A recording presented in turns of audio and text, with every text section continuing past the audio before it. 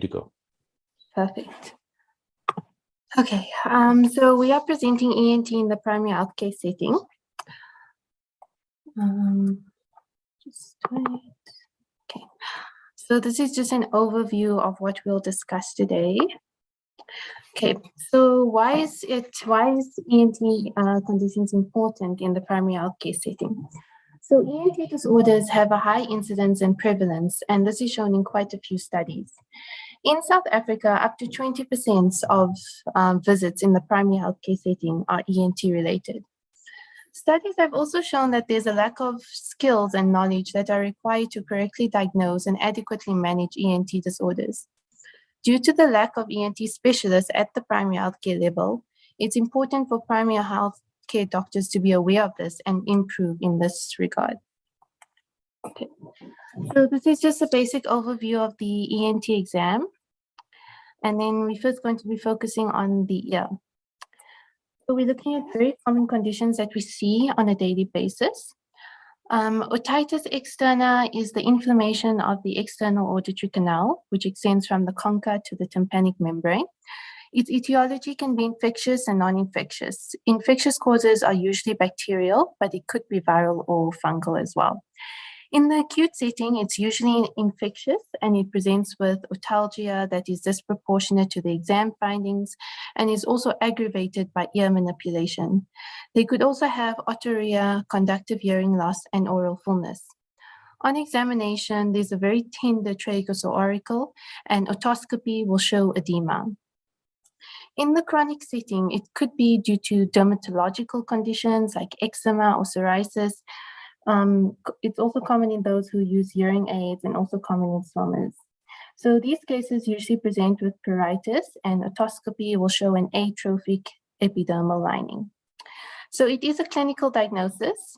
And then how do we manage it? So management involves counseling for minimal interference. We also treat symptomatically, so using analgesia. We would advise the patient to clean and irrigate the ear as well as dry mopping. It's also advised to instill 1% acetic acid in alcohol into the ear, so using 4 drops QID for about 4 days. This is because a low pH is bacteriostatic. With very severe pain or high temperature or localized swelling, antibiotics should be considered. This could be in the form of ear drops if it's localized or systemically if there's lymphadenopathy or cellulitis. An example of antibiotic ear drops is ciprofloxacin, and systemically you could use flucloxacillin or erythromycin if there is a penicillin allergy. For chronic involvement, a steroid alone is sufficient. So an example of this is diprosalic acid, which is your betamethasone dipropionate, and salicylic acid, which would allow for deeper penetration. When to refer? So referral is needed when there is cellulitis present, or if you suspect malignant or fungal otitis externa, where further workup and management is required. Okay, so it's important to teach patients how to dry mop using resources that are readily available to them. For example, using a simple matchstick with cotton wool wrapped around is sufficient. Another important thing to tell patients is to avoid using the common earbuds or the Q-tips. Okay. Then moving on to otitis media, it's one of the most common ENT conditions in the primary healthcare setting. Its etiology could be bacterial, commonly strep pneumo, non-typable Haemophilus influenzae, and Moraxella catarrhalis, but it could be viral or mixed. Acute otitis media is when there is a middle ear effusion or middle ear infection with acute onset of symptoms. Its etiology is mostly infectious, although it could be chemical. For example, chlorine exposure in swimmers, or if you have hydrochloric exposure with reflux. So it typically presents with a triad of fever, otalgia, and conductive hearing loss. But in younger children, there are more non-specific symptoms, which makes diagnosis less straightforward. These symptoms include things like irritability, poor sleeping, nausea and vomiting, and diarrhea. On otoscopy, one would find tympanic membrane opacification, loss of bony landmarks, loss of the normal right reflex, and an immobile tympanic membrane.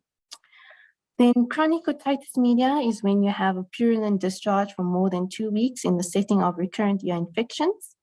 There are various predisposing factors which can be divided into attic or antral disease like your cholesteatoma or tubotympanic disease. Because of time limitations, we'll just continue on to management. So management involves maintaining good hydration and treating symptomatically. So again, using analgesia and antipyretics when needed. One should also advise the patient to keep the ear dry. Watchful waiting is a practice that should only apply to a particular subset of patients. So those who are generally healthy children over 6 months of age with unilateral non-severe acute otitis media. In this case, you could just reassess after a day or two and then escalate to antimicrobials if it's not resolving. Antimicrobials are used empirically for children less than 6 months of age, or in children of any age but who have moderately severe illness, such as those with irritability, difficulty sleeping, severe otalgia, fever greater than 39 degrees, or persistent symptoms for more than 2 days. The first line antibiotics is usually amoxil or erythromycin if there's a penicillin allergy. And second line would include things like coamoxiclav or ceftriaxone. There's no real clinical evidence for the use of antihistamines, decongestants, or steroids, so they are best avoided. And you would have to refer if there's no response to treatment, if you have recurrent otitis media, for severely ill kiddies, if you have a large or attic tympanic membrane perforation, or when you suspect a complication like mastoiditis or meningitis. Okay. And these are just examples of what you'd find on otoscopy. Okay. Moving on to impacted cerumen. So this is just basically when earwax blocks the external auditory canal. It's common in those with very narrow ear canals or those who use hearing aids and use cotton swabs. It's a common cause for conductive hearing loss, and this is usually how patients present. There are 3 ways to remove the impacted cerumen. So you could use ear drops, which are water or oil-based compounds that will soften and dissolve the earwax. This includes things like a sodium bicarb solution, your sweet oil, which is essentially a mixture of olive, almond, and peanut oil, acetic acid, and you have glycerine as well. Other methods include manual removal and irrigation. So manual removal is usually the last option when you have reduced hearing, tinnitus, or a totally occlusive external auditory canal. And one would need to refer in this case because it requires specialized equipment and skills. Irrigation can be done in the primary healthcare setting, but the technique is quite important for optimal results.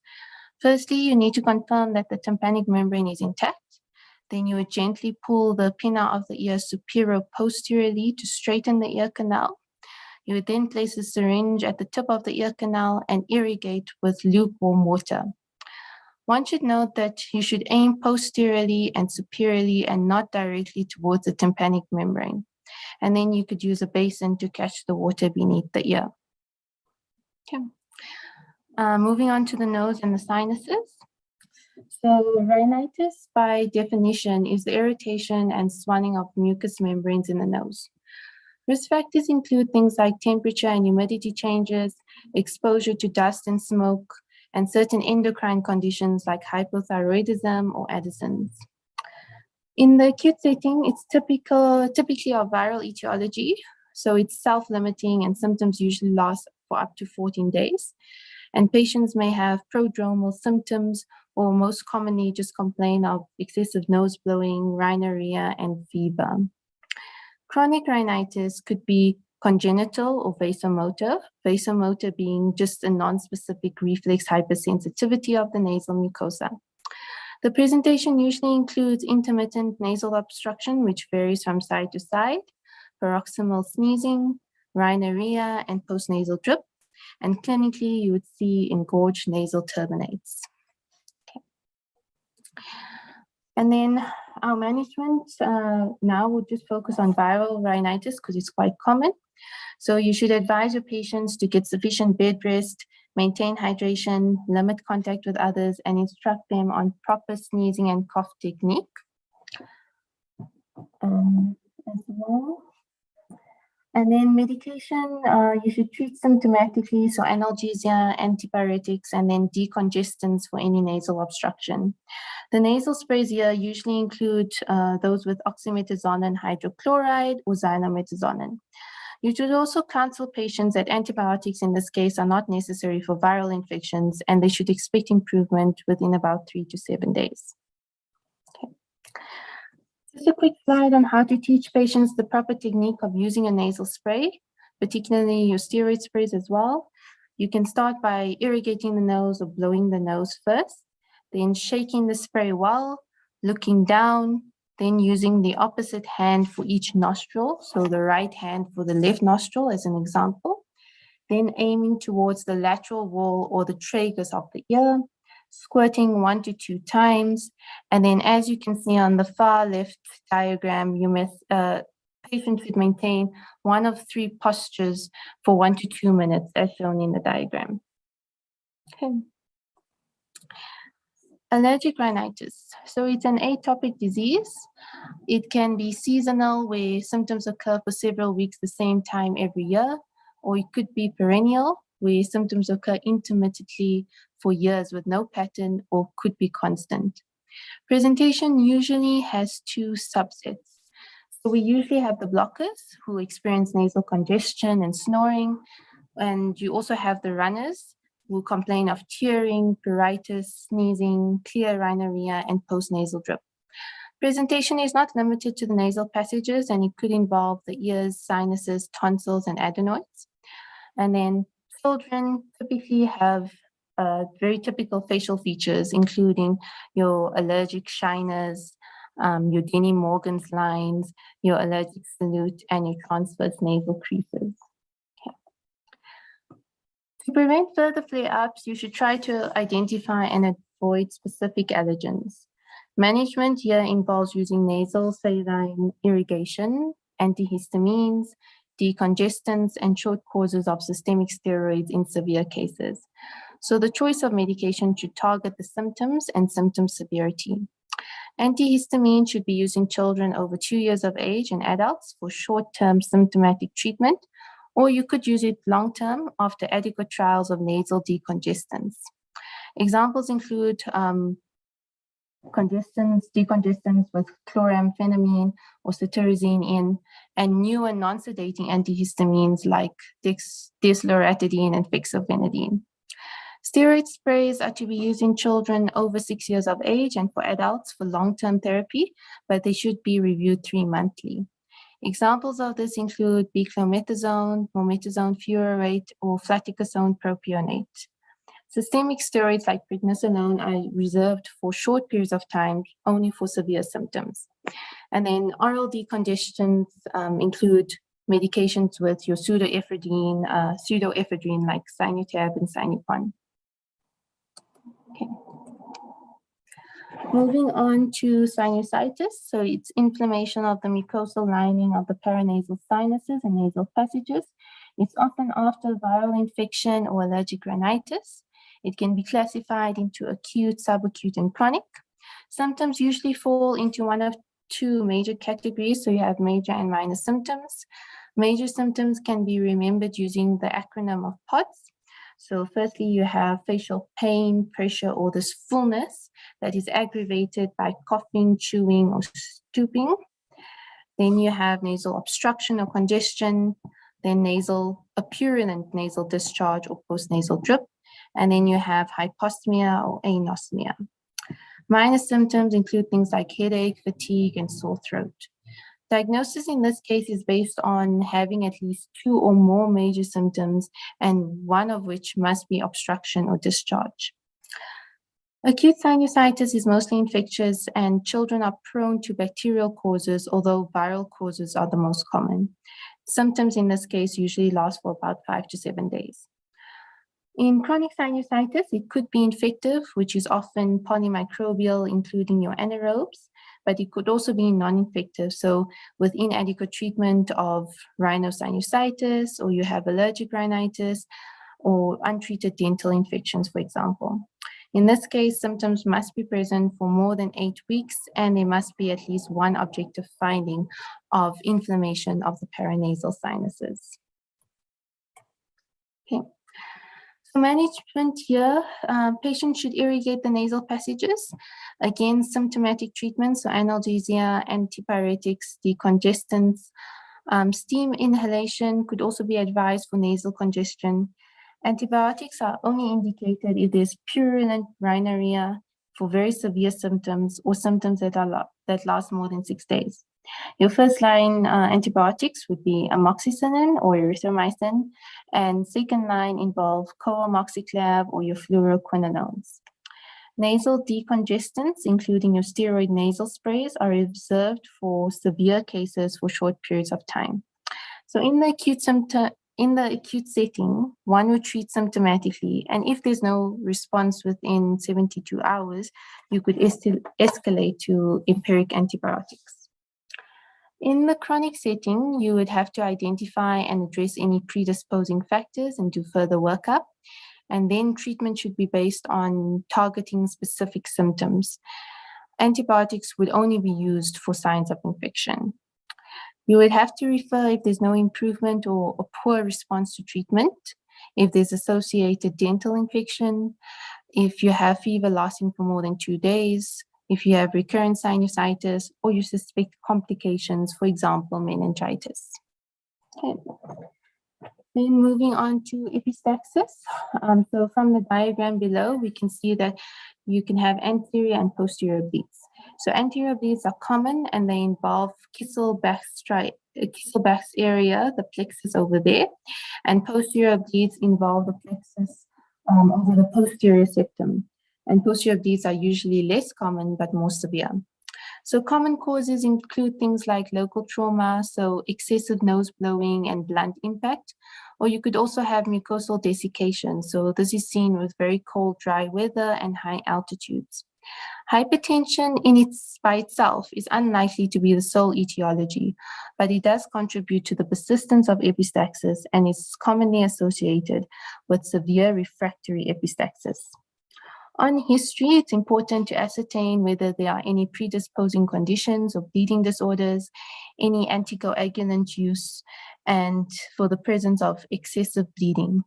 Examination would then focus on finding the cause of bleeding and the site of bleeding. Okay. Then, if the patient is unstable, one should obviously prioritize management over history and examination. So if shock is present, you would elevate the legs and give IV normal saline rapidly until the systolic BP is greater than 90. If the patient presents with very high BPs, one should then focus on stopping the bleeding by plugging the nasal passages and then removing the gauze the following day. So there's quite a stepwise approach to stopping epistaxis. Firstly, you would nurse them in a high Fowler's position to reduce venous pressure to the head and neck. The patient should also blow out any clots in the nose and apply external pressure over the nasal ala for at least 10 minutes. You could use also a cold compress to the back of the neck or forehead. And then there are various other ways to control epistaxis.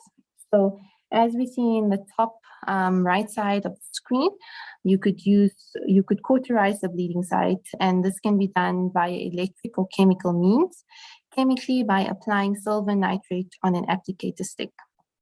We also have, as seen in this picture at the bottom, Miracell nasal tampons, which are expandable foam that is coated with topical ointments like bacitracin, and it is a good alternative, but not usually readily available in the primary healthcare setting.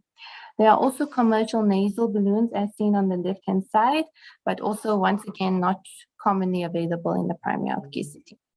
The most common ways in our setting to control epistaxis is the following methods. So anterior plugging, you could use gauze that is impregnated with a vasoconstrictor like adrenaline, as well as a topical anesthetic like 2% lignocaine, and that could be inserted into the nostrils and a tamponade effect again applied for another 10 minutes. You could also use for more posterior and severe bleeding, you could also use packing with the use of a catheter as seen in this diagram below and on the left-hand side. So you'd insert the catheter, confirm correct placement, and then use anterior nasal packing as an adjunct if hemostasis is not achieved. So the take-home message is that for minor non-life-threatening epistaxis, it can be successfully controlled at the primary healthcare level, whereas major life-threatening epistaxis requires referral and more complex management, including angiographic embolization. Okay. One must also remember that packing the nasal passages is quite painful, so sedation and analgesia is required.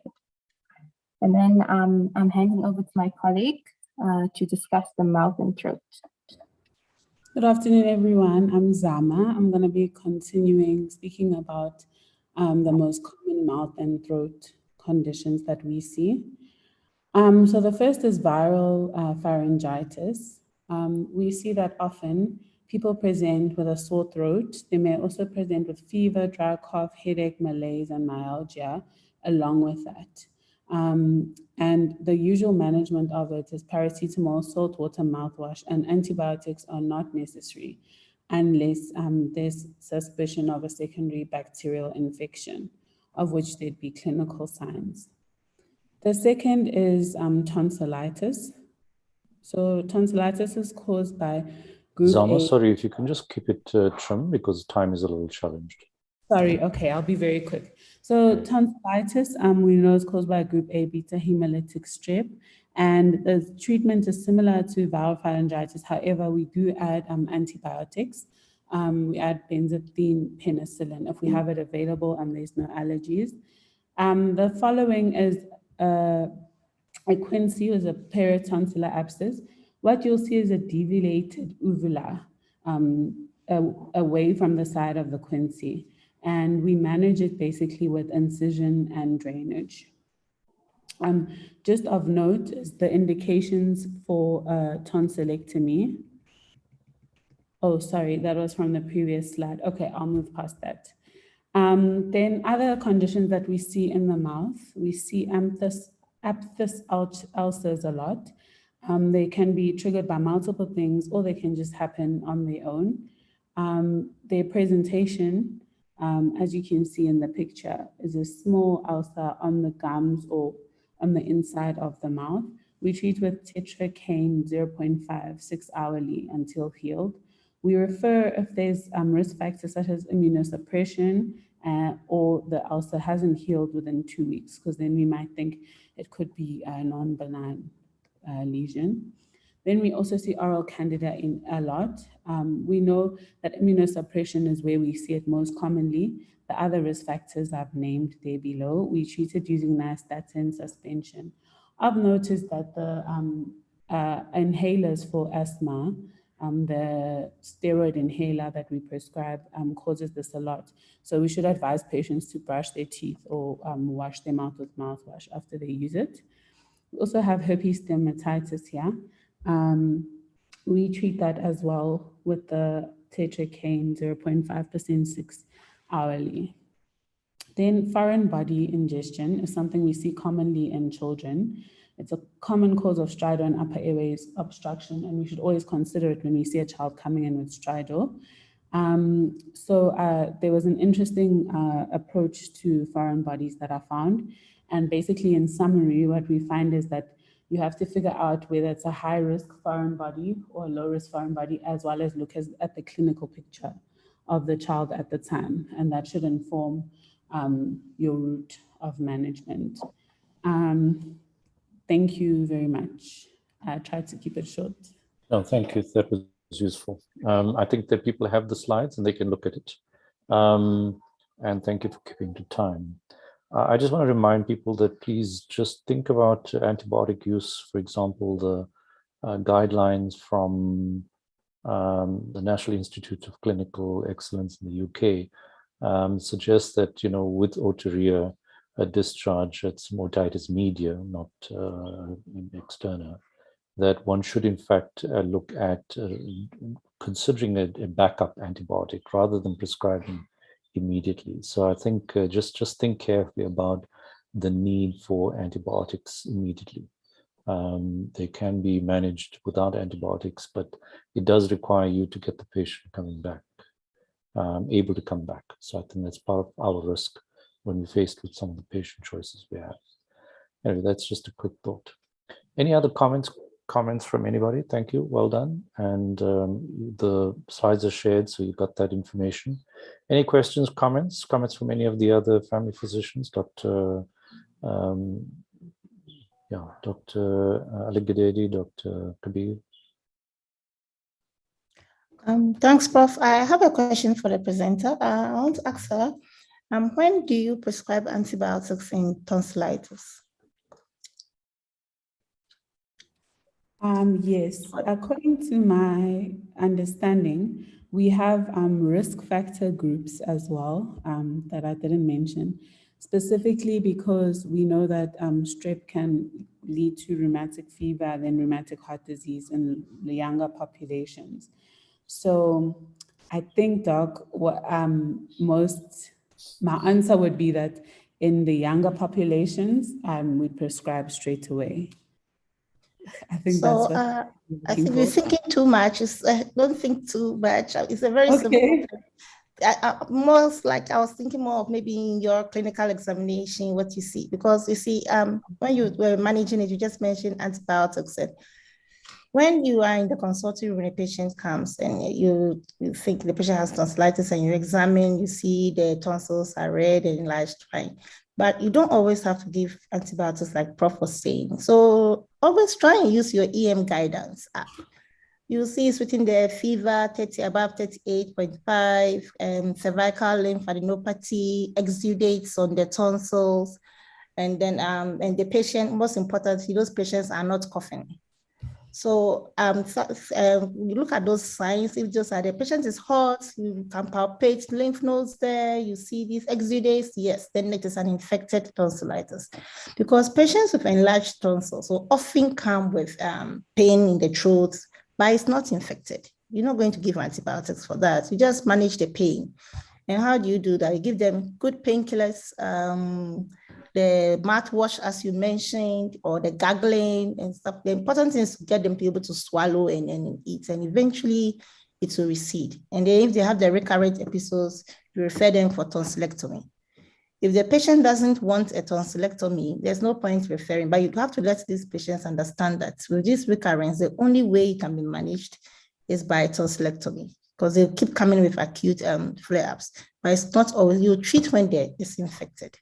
That's just the point I wanted to buttress. You are right about think about the rheumatoid, rheumatism, rheumatic heart disease, and rheumatic complications. Yes, there's a tool for that you can go check up on. And then between children, between the ages of 3, I think even to 15 years or so, and there's a tool for that you can check, and then you take up and see whether these patients qualify for antibiotics or not. But I'm just talking about the acute presentation when you are at Discoveries or somewhere in the evening, and they bring their 7-year-old child and you say tonsils. Don't always prescribe, and look for those signs, and then you treat. I think Dr. Allergic is right. I think the key thing is to distinguish between tonsillitis and a pharyngitis.